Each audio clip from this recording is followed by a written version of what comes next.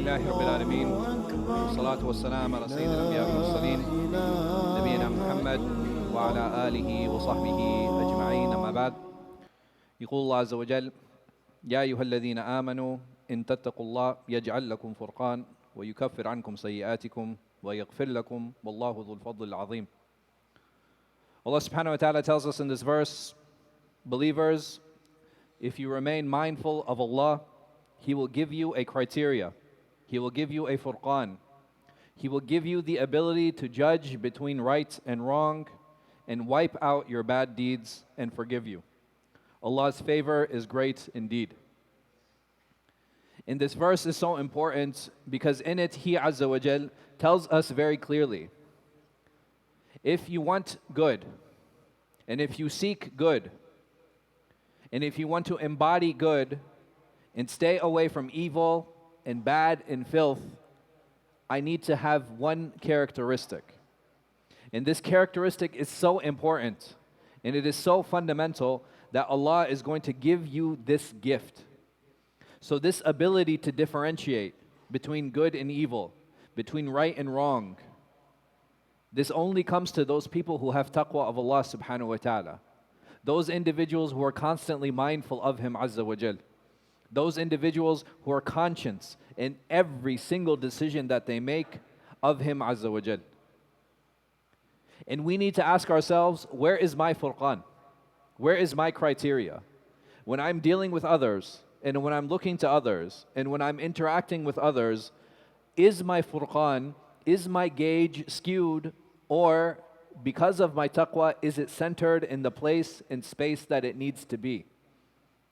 Has Allah subhanahu wa ta'ala bestowed this gift upon me because that's exactly what it is a gift? And if I have taqwa of Allah subhanahu wa ta'ala, how does that taqwa manifest? How should it look? What are the things I need to keep doing to maintain my taqwa and to make sure that my gauge never shifts left or right? To make sure that gauge stays centered? To make sure that when I'm dealing with others, that I am in a position to understand myself what the furqan is and what that criteria actually looks like. And some of us might ask, okay, well, what are some of the first steps to this? Number one is niyyah. Absolutely. That I need to be mukhlis lillah azza wa jal. I need to be sincere to Him. I need to make sure that every deed that I am doing, I'm engaging with myself and asking and reminding myself that I need to do this for Allah subhanahu wa ta'ala's sake. And there are times where we're going to slip. And there are times where we're going to fall into ghafla and heedlessness and forget. So what does the muttaqi do? Because even the muttaqi, he will fall into ghafla. Even the one who has taqwa will forget. And that individual, if he has true taqwa, and may Allah subhanahu wa ta'ala make us from the muttaqeen, he will follow that sayya bil hasana. He'll immediately remember and try to bring himself back onto that path of righteousness and that path of good. And I want that furqan, right? I want that criteria. So if I have this sincerity, the second condition is just as easy. Ittiba' sunnat al-Nabi sallallahu alayhi wa sallam. Following the sunnah of His beloved messenger, salawatullahi wassalamu alayh. And what are those things that He Azza wa Jal has ordained as good? What are they? He sallallahu alayhi wa sallam, He summarized them for us in a beautiful hadith that I'm sure many, if not all of us, are aware of, that is known as the hadith of Jibreel alayhi salam, where he came to the Prophet sallallahu alayhi wa sallam and he asked him, what is Islam? He asked him, what is Iman? He asked him, what is Ihsan? And if we understand the 5 pillars of Islam, we understanding and believing in Allah and His Messenger, we understand the importance of prayer, we understand fasting and zakat and hajj, all of these by agreement. There is no disagreement in the Ummah of Muhammad sallallahu alayhi wa sallam on the importance and greatness and goodness of these things. That's one conversation that becomes very easy. And the second conversation is about Iman and believing in all of those unseen things, because these are the physical actions that we do. These are the statements of the tongue that we make. These are the physical walking and movement and bowing and prostrations and the money that we give. But there's an inner element to Islam too. There's a spiritual element to Islam too. And part of that spiritual element is believing in Allah, believing in His messengers, believing in His books, believing in His angels, believing in the Day of Judgment, believing in the Qadr. There's so many things that He Azza wa Jal has obligated, and from the ones that are main and necessary for an individual's religion are these 6 pillars of Iman. In the final spiritual element that He sallallahu alayhi wasallam that He told us to embody is this awareness and ihsan that we have in our relationship with Allah subhanahu wa ta'ala. That I need to make sure that I do all of these deeds perfectly, to make sure that I'm praying in the best way, to make sure I'm believing in the angels and the books and the prophets in the best way. And the way to do that is to constantly be aware of Allah subhanahu wa ta'ala and to show that ihsan. And the Prophet Muhammad sallallahu alayhi wasallam, he tells us how to embody that, أَن تَعْبُدُ اللَّهَ كَأَنَّكَ تَرَاهُ, and to worship Allah subhanahu wa ta'ala as if you see Him, as if He's constantly watching over you. And having that sense of awareness, of being watched and being overseen, making sure that we are doing our things in the right way, in the best way, because of our love for Him Azza wa Jal, because we want His pleasure subhanahu wa ta'ala. And what else do we need to know? Al-muharramat al-mujma' alayha. We need to understand lying and stealing and backbiting and murder and zina. These are the things that there is no difference of opinion on. And this helps us on my first level of gauges. That if I understand these things, then I have understood, walillahi alhamd, most of my religion. Because these are the things that He Azza wa Jal has obligated, and these are the things that He has prohibited. And these are the things I have every right to approach any Muslim about. If somebody is not praying, I have every right to engage in a conversation with him and encourage my brother and sisters, like, ya akhi, you have to pray. And subhanAllah, prayer and fasting are such that these are not scaled entries. It's not like, okay, let's try praying once a day, let's try praying 3 times a day. No, the minimum requirement is to do those 5 daily prayers. And for those individuals that fall short, may Allah subhanahu wa ta'ala give them strength. This is an opportunity to understand that the baseline are these 5 daily prayers. To understand that this baseline is fasting those days of Ramadan. That the baseline, once a year, I need to take out wealth and I have to give the zakat on it. That when given the opportunity to make hajj, I should take that opportunity to make that hajj. If I'm given an opportunity to lie, I should not lie. If I am given an opportunity to hurt someone else, I don't hurt someone else. And when I do lie, or if I do steal, or if I do hurt someone, I have every right to be approached by my Muslim brothers and sisters and be like, ya akhi, you lied. Ya akhi, you hurt me. Ya akhi, you took this from me unjustly. Why? Because there's no difference of opinion on these things. But now, what has happened is that our scales have become skewed. Why? Because of our lacking in taqwa. Because I'm not being sincere to Allah subhanahu wa ta'ala. And when I'm not being sincere to Him, I start throwing accusations. I start accusing people of doing things. I start looking at other people's prayers. I start looking at how they spend their money. I start looking at how they move and how they act. I start looking at the way that they speak. And I'll start pointing things out like, akhi, you can't pray in those socks. Akhi, when you prayed like this, your prayer is invalid. You pronounce this in this way, you can't do that. How did you give zakat on that? You should be giving zakat on that. And all of these issues, if not all of them, are ashya'a mukhtalifun fiha. That there's a difference of opinion on them, and I promise you, brothers and sisters, the moment that I am aware that there's a difference of opinion on a subject or on an issue, I have no right to impose on others. Zero. If I believe, and there are scholars who say this, that I am allowed to take a conventional mortgage, I have no right to now say to this person, what you're doing is haram.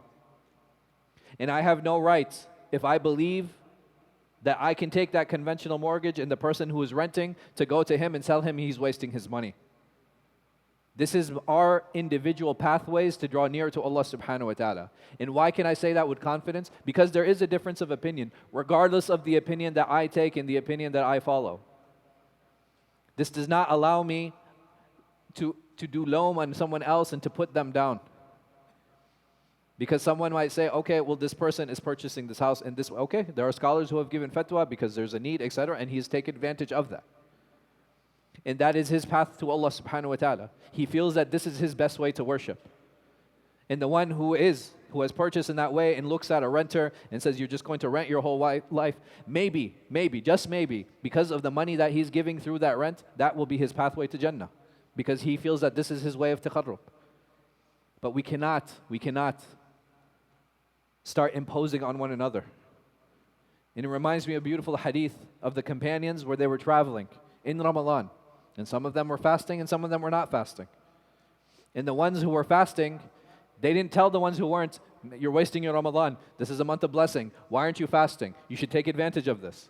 And the ones who weren't fasting saying, why aren't you taking advantage of the rukhsa? There's a permission here. Why aren't you doing that? Allah subhanahu wa ta'ala, the Prophet sallallahu alaihi wasallam tells us that Allah subhanahu wa ta'ala loves that He takes people who take advantage of His rukhsa, to take advantage of these exceptional cases. It's amazing how they dealt with each other and the religious dynamics that they had. You know why? Because they had taqwa. And they understood that when it comes to issues of religiosity, past this level that we spoke about, past these obligations, past these things that we know to be impermissible, that when there is space for discussion, then I need to step back and I need to impose this on myself. And if I'd like, I can impose this on my family. But this is the amazing thing about taqwa. The more taqwa someone has, the more Allah subhanahu wa ta'ala empowers him with this ability in the spiritual mirror that He gives him. He allows him to see himself in the shortcomings in his prayer, the shortcomings in his heart, in the deficiencies. Whether those deficiencies be cowardice, whether those deficiencies be a lack of love for religion, whether those deficiencies be a cheapness and greediness. But what happens when I have less taqwa? What happens to this mirror? SubhanAllah, this mirror, you know what happens to it? It starts turning this way. And I start looking at the actions of other people. Why? Because the shaitan wants me to be distracted from myself, and he wants me to be busy with others. In the moment I busy myself with others, this is where I start doing ghibah, this is where I start doing namima, this is where I start backbiting, this is where I start tail carrying, this is where I start talking about others, this is where I start entering qadh, where I start slandering people, and where I start talking about them. This is the harm of staying away and the lessening of our taqwa. May Allah subhanahu wa ta'ala make us from the muttaqeen.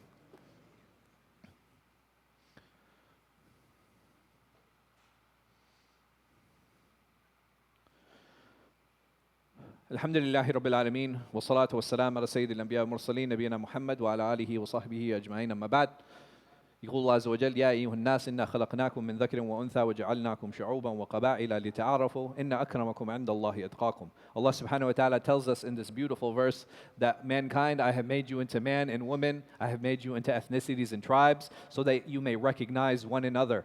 All of these differences are for us. Allah subhanahu wa ta'ala doesn't care where I'm from. He doesn't care what language I speak. He doesn't care about my background. The only thing Allah subhanahu wa ta'ala is concerned is with my relationship with Him so that it reflects better on those people that are around me. And Allah subhanahu wa ta'ala, He doesn't just talk about physical differences. He Azza wa Jal, He says, وَلَا تَقُولُوا لِمَا تَصِفُ أَلْسِنَتِكُمُ الْكَذِبَ هَذَا حَلَالٌ وَهَذَا حَرَامٌ لِتَفْتَرُوا عَلَى اللَّهِ الْكَذِبَ إِنَّ الَّذِينَ يَفْتَرُونَ عَلَى اللَّهِ الْكَذِبَ لَا يُفْلِحُونَ. Allah subhanahu wa ta'ala tells us in this verse, do not say falsely that this is halal and that this is haram. Inventing a lie about Allah. Those who invent lies about Allah will not prosper. And Allah subhanahu wa ta'ala, He uses the verse here, iftira, litaftaru. And iftira means extremism. And it's amazing, subhanAllah, how Allah Azza wa Jal talks about those people who walk around labeling things. That this is halal, and this is haram, and this is haram, and this is that, and this is this. Allah says that they're extremists. The Prophet Muhammad sallallahu alayhi wasallam, he gives us another hadith, right? Al-halal al-bayn wa haram al-bayn. Right, that the halal is clear and the haram is clear. وَبَيْنَهُمَا أُمُورٌ مُشْتَبِهَاتٌ. That between them are the things that are gray, that are not clear. And then he, subhanAllah, he sallallahu alayhi wasallam, لَا يَعْرِفُهَا كَثِيرٌ مِّنَ النَّاسِ. He said that most people are unable to navigate this space. Most people. Meaning what? That there are some people who can. So this knowledge of halal and haram, the things that we had spoken about in the beginning, these are clear. Prayer, fasting, zina, lying, stealing, these are clear. Anything that falls in between, I have no right to speak about. I can impose on myself, and I can take fatwa, but I have no right to speak about others. And it's amazing, between this ayah and this hadith, Allah subhanahu wa ta'ala has spoken about the spectrum of Muslims. that there are Muslims who are more risk prone. They tend to be a little bit more liberal and a little bit more on the edge, but they fall within the guidelines. And in the same hadith of the Prophet Muhammad sallallahu alaihi wasallam, he talks about those who want to stay away from the hima, those individuals who want to stay away from these areas because they don't want to fall into haram, and those are those people who are more conservative. But Allah has given space to them all. And if Allah can give them space, then we need to learn to give space in our hearts. And we just need to see where we fall into that. And the only way to do that is by receiving Allah subhanahu wa ta'ala's gift of having that furqan. And that gift can only come from taqwa. May Allah subhanahu wa ta'ala make us from the muttaqeen. May He Azza wa Jal have mercy and have rahmah on all of those who have passed. May He Azza wa Jal heal all of those who are sick and all of those who are ill. May He Azza wa Jal help all those brothers and sisters who are in any type of financial difficulty out of it. May He Azza wa Jal help those individuals who are in debt out of that debt. And may He Azza wa Jal gather us in His paradise. May He Azza wa Jal allow us the beatific vision and allow us to see Him Azza wa Jal. Wa aqim as-salah.